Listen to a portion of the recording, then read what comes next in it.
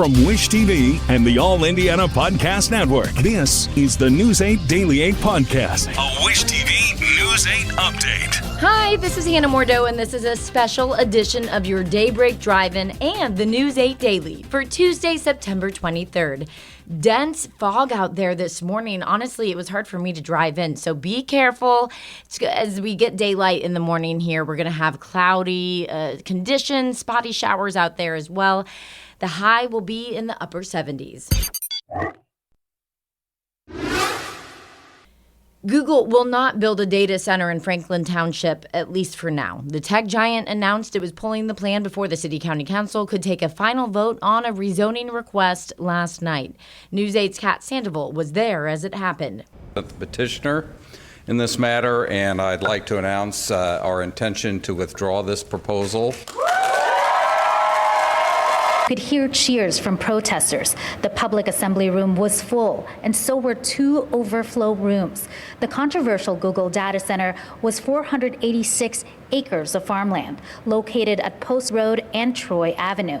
It would have taken about 10 years to build, and neighbors in the area were worried about water and noise pollution, along with rise in electricity prices. Meredith Sharp was worried about how the center would impact her community. She was organizing for months against the Google data center and is now elated.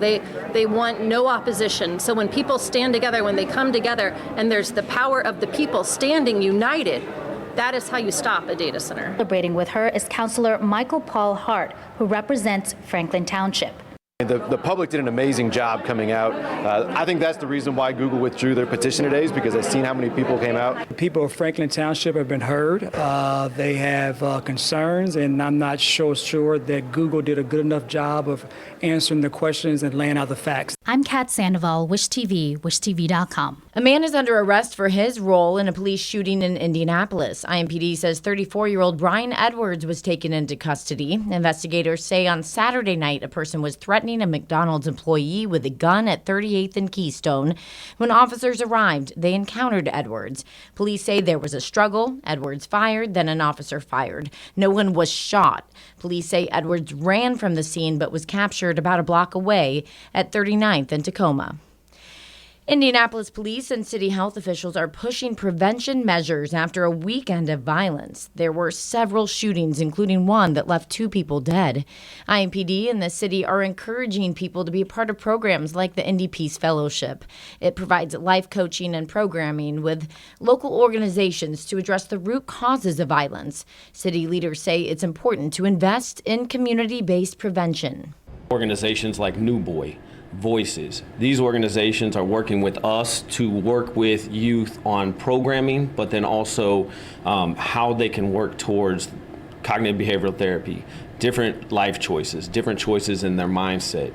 IMPD says the city has seen a 50% reduction in homicides and a 44% reduction in non-fatal shootings since it launched its violence reduction strategy.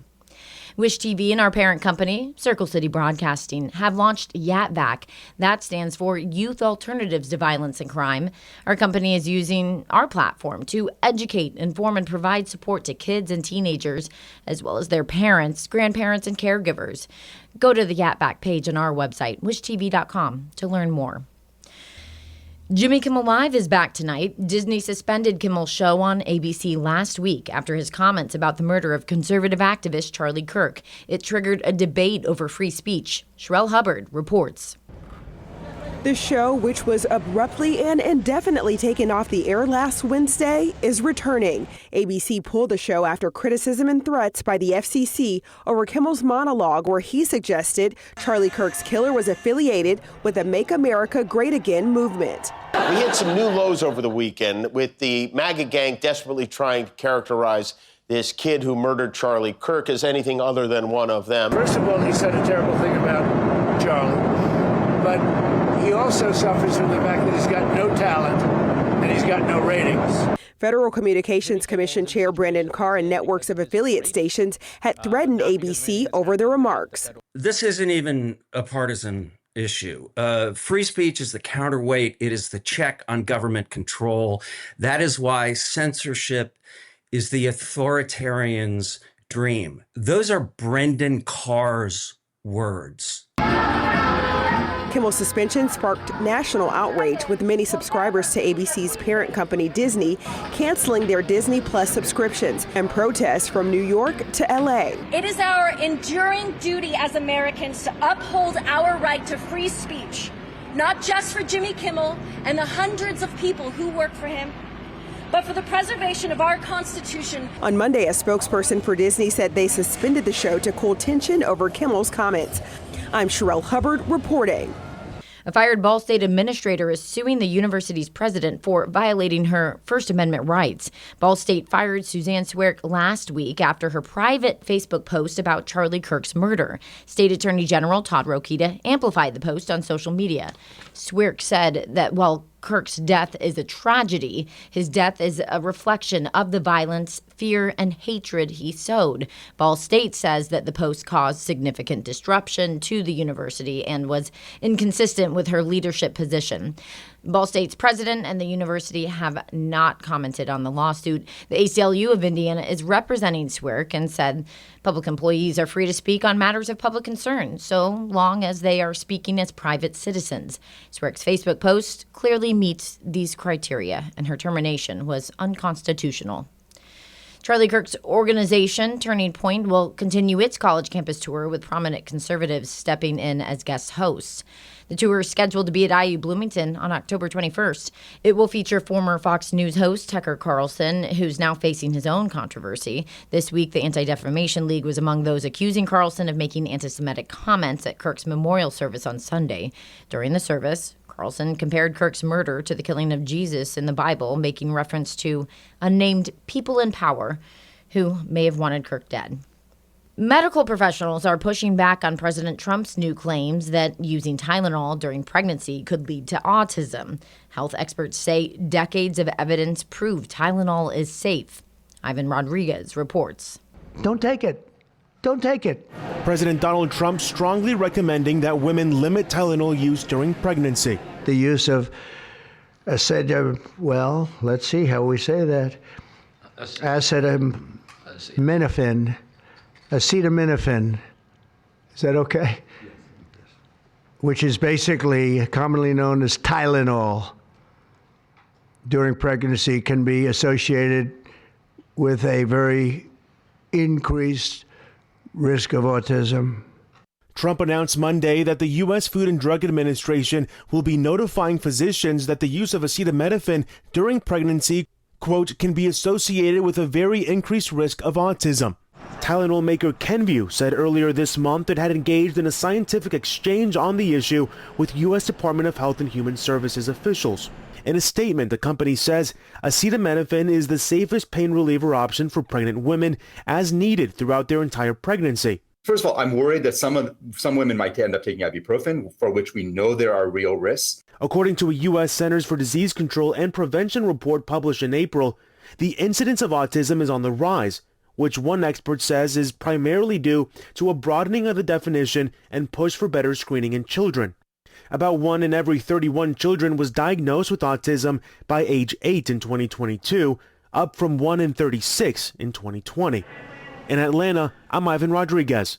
Sports now, the underdog and shorthanded Indiana Fever will try to pull off another upset on the road in Las Vegas tonight. Fever take on the Aces in Game 2 of the semifinal playoff series. Team shocked the Aces 89-73 in the first game of the best-of-5 series on Sunday. It's a remarkable run as the Fever are missing Caitlin Clark and 4 other players with injuries. Game 2 tips off tonight, 9:30 our time. Series comes to Indianapolis for Games 3 and 4 this Friday and Sunday. Tonight's game may be in Vegas, but you can still cheer the team on with a roaring crowd here. The team says it's hosting a Game 2 watch party downtown. It's at the Dugout Bar on Virginia Avenue. Fever says team mascot Freddie Fever and the team's dance team will be there. You do have to be at least 21, though, to go to the party. It starts at 9 before the game. Purdue University is once again launching the careers of astronauts. Derek Dennis tells us about 2 Boilermakers in NASA's latest class. 3, 2, 1, 0, liftoff. Adding to a long tradition of astronauts with Indiana ties.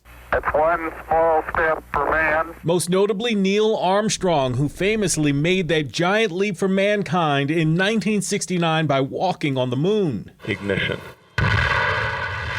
NASA introducing 2 new Purdue University grads, Adam Furman and Yuri Kubo, joining the space agency's 2025 class of astronaut candidates. I've been wanting to do this since I was a little kid, since I was 7. And so, this is a culmination of a life's work. The 40-year-old Kubo, a native of Columbus, joining me from NASA's Johnson Space Center in Houston after being named among 10 new astronaut trainees. He and Furman now the 29th and 30th members of Purdue's so-called Cradle of Astronauts. He was there a little bit later than I was, so we didn't get a chance to overlap.